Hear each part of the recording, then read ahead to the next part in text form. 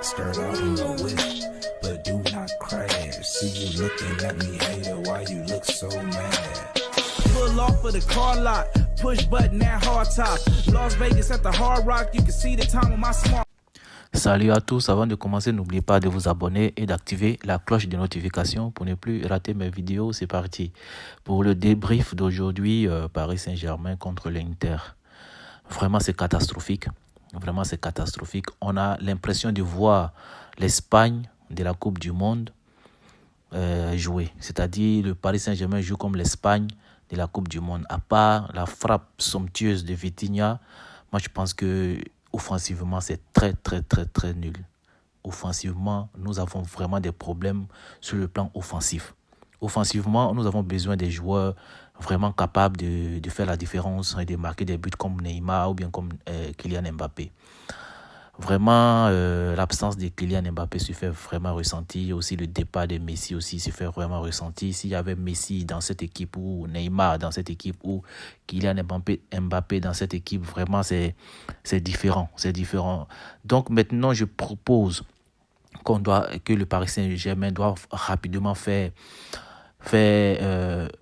signer des attaquants. Ils doivent envoyer rapidement des attaquants parce que c'est inadmissible. On ne fait que tourner en rond au milieu du terrain. Donnarumma a toujours le même problème. Il a toujours des problèmes balle au pied, c'est-à-dire avec le pied, et c'est catastrophique. Ses dégagements sont catastrophiques. Mais c'est pas la peine. La défense, non, c'est pas possible. Je pense que la défense, c'est un peu stable aujourd'hui. Hakimi, c'est pas mal. Lucas Hernandez, oui, c'est pas mal. Marquinhos aujourd'hui aussi, c'est pas mal. Et Skriniar, le maître de la défense, c'est pas mal. Et Ugarte aujourd'hui, il a très bien joué et il a porté le ballon en avant et tout ça, il a cassé des lignes et aussi il a déconstruit, c'est-à-dire il a cassé le jeu de l'adversaire beaucoup. Vous avez vu, dès qu'il est sorti, le milieu défensif, il n'y avait plus personne et ils ont profité pour marquer 2 buts. Donc Ugarte, vraiment, il doit être titulaire à son poste. Moi, personnellement, il doit être titulaire à son poste parce que il empêche l'équipe adverse de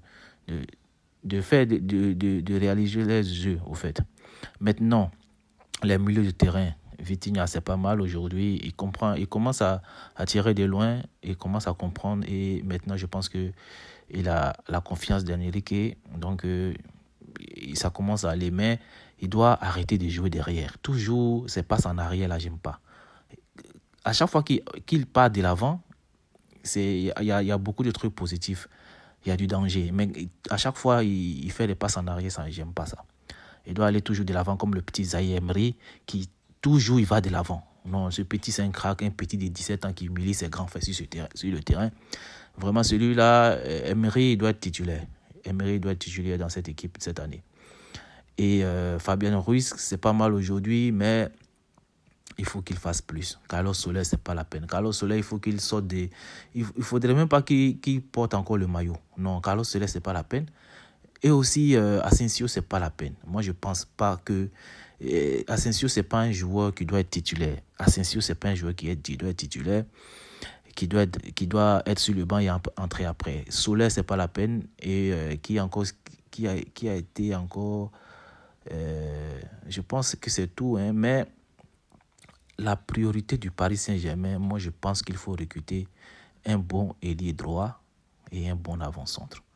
Oui, il faut un bon ailier droit et un bon avant-centre.